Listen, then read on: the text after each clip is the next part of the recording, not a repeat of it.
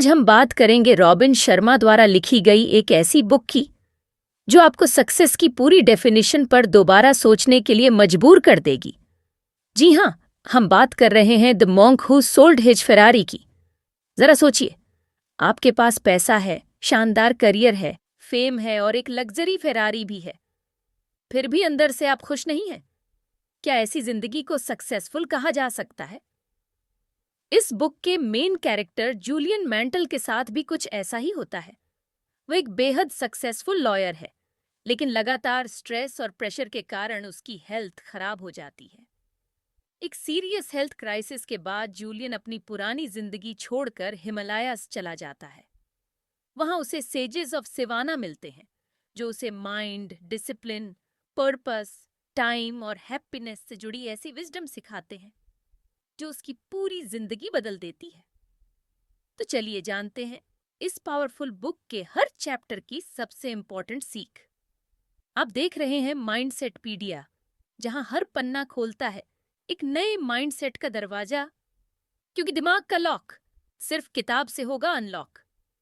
Chapter 1, the wake up call. Julian Mantle एक successful lawyer है। उसके पास पैसा, फेम, लग्जरी और एक शानदार फेरारी है, लेकिन उसकी सक्सेस के पीछे स्ट्रेस और अनहेल्थी लाइफस्टाइल छिपी हुई है। वह लगातार काम करता है और अपनी हेल्थ को इग्नोर करता रहता है। एक दिन कोर्ट रूम में जूलियन अचानक कोलैप्स कर जाता है। यह घटना उसके लिए एक बड़ा वेकअप कॉल बन जाती है। उसे एहसास होता है कि जिस सक्सेस के लिए वह अपनी जिंदगी लगा रहा था, वही उसकी हेल्थ और हैप्पीनेस छीन रही है। ये चैप्टर हमें सिखाता है कि सक्सेस केवल पैसा और पोजीशन नहीं है। अगर आपके पास वेल्थ है लेकिन हेल्थ और पीस नहीं है, तो आपकी सक्सेस अधूरी है। Chapter 2, the mysterious visitor. Julian अपनी पुरानी जिंदगी छोड़कर अचानक गायब हो जाता है। वह अपनी पोजीशंस बेच देता है और अपनी फेमस फेरारी भी छोड़ देता है। उसका कॉलीग जॉन ये देखकर हैरान रह जाता है। कुछ समय बाद एक दिन एक कंप्लीटली चेंज्ड व्यक्ति जॉन से मिलने आता है।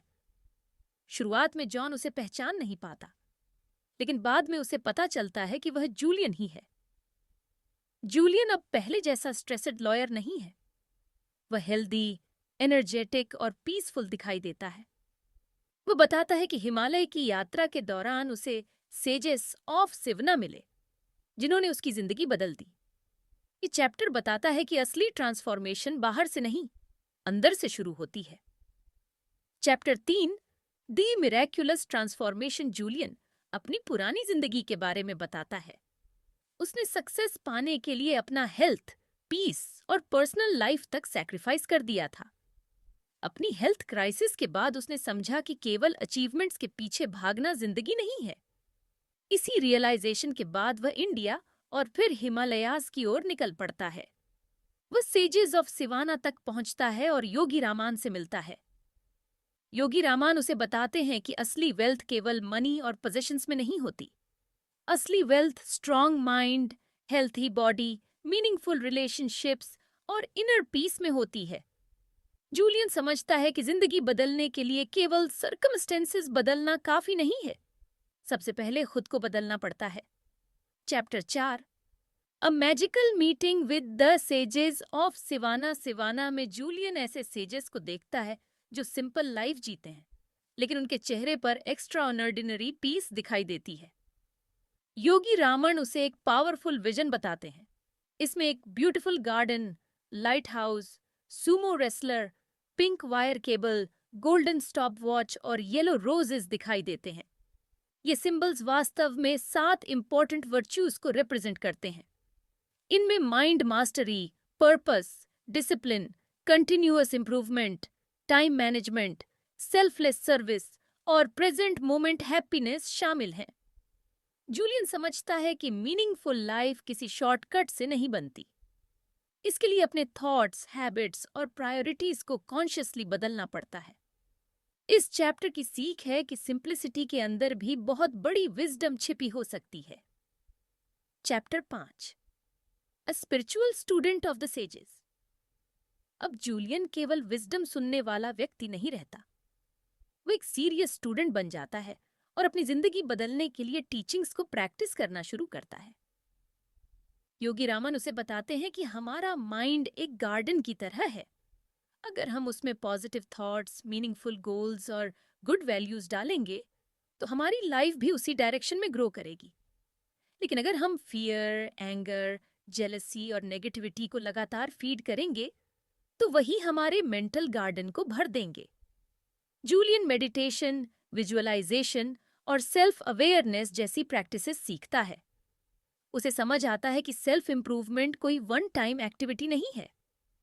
हर दिन छोटे इंप्रूवमेंट्स करना और अपनी थिंकिंग को कॉन्शियसली मैनेज करना ही लॉन्ग टर्म ट्रांसफॉर्मेशन की फाउंडेशन है। Chapter 6, the wisdom of personal change. इस चैप्टर में जूलियन काइजन का प्रिंसिपल सीखता है। इसका सिंपल मीनिंग है हर दिन खुद को थोड़ा बेहतर बनाना। आपको एक ही दिन में अपनी पूरी जिंदगी बदलने की जरूरत नहीं है। अगर आप रोज एक छोटा पॉजिटिव हैबिट डेवलप करते हैं तो लंबे समय में उसका बड़ा इम्पैक्ट हो सकता है। जूलियन ये भी समझता है कि ग्रोथ के लिए कंफर्ट जोन से बाहर निकलना जरूरी है। अगर आप हमेशा वही करेंगे जो इजी और कंफर्टेबल है तो आपकी पोटेंशियल कभी सामने नहीं आएगी। इस चैप्टर की सबसे इंपॉर्टेंट लर्निंग है कि परफेक्शन से ज्यादा इंपॉर्टेंट प्रोग्रेस है। आपको परफेक्ट बनने की जरूरत नहीं है, आपको बस लगातार इंप्रूव करते रहना है। Chapter 7, a most extraordinary garden. इस चैप्टर में गार्डन की सिंबलिज्म और डीपर हो जाती है। गार्डन हमारे माइंड को रिप्रेजेंट करता है। हमारे थॉट्स हमारे मेंटल गार्डन के सीड्स हैं। अगर हम कॉन्फिडेंस, ग्रैटिट्यूड, करेज और काइंडनेस को कल्टीवेट करते हैं तो हमारी पर्सनैलिटी भी धीरे धीरे वैसी बनती जाती है। लेकिन अगर हमारा माइंड लगातार नेगेटिविटी, कंपैरिजन और फियर से भरा रहता है तो वही हमारी डिसीजंस और बिहेवियर को इन्फ्लुएंस करने लगता है। जूलियन सीखता है कि माइंड को कंट्रोल करना लाइफ को कंट्रोल करने की शुरुआत है। विजुअलाइजेशन और मेडिटेशन जैसी प्रैक्टिसेस उसे अपने थॉट्स को ऑब्जर्व और डायरेक्ट करने में मदद करती है। इस चैप्टर की पावरफुल सीख है आप अपने माइंड के गार्डनर हैं, इसलिए यह आपकी रिस्पॉन्सिबिलिटी है कि आप उसमें क्या ग्रो होने देते हैं। Chapter 8, Kindling your inner fire. इस चैप्टर में लाइट हाउस पर्पस का सिंबल है। जैसे लाइट हाउस शिप्स को डायरेक्शन देता है, वैसे ही पर्पस इंसान को डायरेक्शन देता है। जूलियन समझता है कि केवल बिजी रहना प्रोडक्टिव होना नहीं है। अगर आपको पता ही नहीं कि आप किस डायरेक्शन में जा रहे हैं तो आपकी मेहनत का कोई मीनिंगफुल डेस्टिनेशन नहीं होगा। इसलिए अपने गोल्स और पर्पस को क्लियरली डिफाइन करना जरूरी है। आपको खुद से पूछना चाहिए कि आप वास्तव में क्या चाहते हैं और किस तरह की जिंदगी जीना चाहते हैं। जब आपका पर्पस क्लियर होता है तो डिसीजंस लेना आसान हो जाता है। ये चैप्टर हमें सिखाता है कि जब जिंदगी में मीनिंगफुल पर्पस होता है तो मुश्किल परिस्थितियों में भी आगे बढ़ने की इनर मोटिवेशन बनी रहती है। Chapter 9, the ancient art of self leadership. Julian सीखता है कि दूसरों को लीड करने से पहले खुद को लीड करना जरूरी है। अगर आप अपने थॉट्स, इमोशंस, हैबिट्स और इम्पल्सेस को कंट्रोल नहीं कर सकते तो बाहरी सक्सेस भी आपको कंप्लीट फ्रीडम नहीं दे सकती। सेल्फ लीडरशिप का मतलब है कि आप अपने लॉन्ग टर्म गोल्स को शॉर्ट टर्म डिस्ट्रैक्शन से ऊपर रखें। हम अक्सर जानते हैं कि हमें क्या करना चाहिए, लेकिन फिर भी प्रोक्रेस्टिनेशन या डिस्ट्रैक्शंस के कारण उसे टाल देते हैं। यही जगह डिसिप्लिन और सेल्फ कंट्रोल की होती है। जूलियन समझता है कि सेल्फ कंट्रोल को भी प्रैक्टिस के जरिए मजबूत किया जा सकता है। इस चैप्टर की सबसे बड़ी सीख है कि रियल लीडरशिप दूसरों को कंट्रोल करने से नहीं बल्कि खुद को मैनेज करने से शुरू होती है। Chapter 10, the power of discipline. इस चैप्टर में डिसिप्लिन की पावर सामने आती है। मोटिवेशन हमेशा नहीं रहती, लेकिन डिसिप्लिन आपको एक्शन लेते रहने में मदद करती है। जूलियन समझता है कि गोल्स बनाना आसान है, लेकिन उन्हें कंसिस्टेंटली परस्यू करना मुश्किल है। इसलिए छोटे कमिटमेंट्स को रोज पूरा करना जरूरी है। जब आप खुद से किया हुआ छोटा प्रॉमिस निभाते हैं तो सेल्फ कॉन्फिडेंस बढ़ता है। धीरे धीरे आपको खुद पर भरोसा होने लगता है। डिसिप्लिन का मतलब अपनी जिंदगी से हर खुशी निकाल देना नहीं है। इसका मतलब है ये तय करना कि आपके लिए लॉन्ग टर्म में क्या ज्यादा वैल्यूएबल है। इस चैप्टर की सीख है कि डिसिप्लिन आपकी फ्रीडम कम नहीं करती। सही डिसिप्लिन आपको डिस्ट्रैक्शंस और अनहेल्दी हैबिट्स से फ्री करती है। Chapter 11 your most precious commodity. इस चैप्टर में जूलियन टाइम की रियल वैल्यू समझता है। मनी वापस कमाया जा सकता है, लेकिन लॉस्ट टाइम कभी वापस नहीं आता। अपनी पुरानी जिंदगी में जूलियन ने बहुत सारा टाइम काम, स्ट्रेस और अननेसेसरी एक्टिविटीज में खर्च कर दिया था। अब उसे समझ आता है कि टाइम वास्तव में उसकी सबसे प्रेशियस एसेट है। इसलिए हमें कॉन्शियसली तय करना चाहिए कि हमारा टाइम कहाँ जा रहा है। क्या हम अपने फैमिली और फ्रेंड्स को टाइम दे रहे हैं?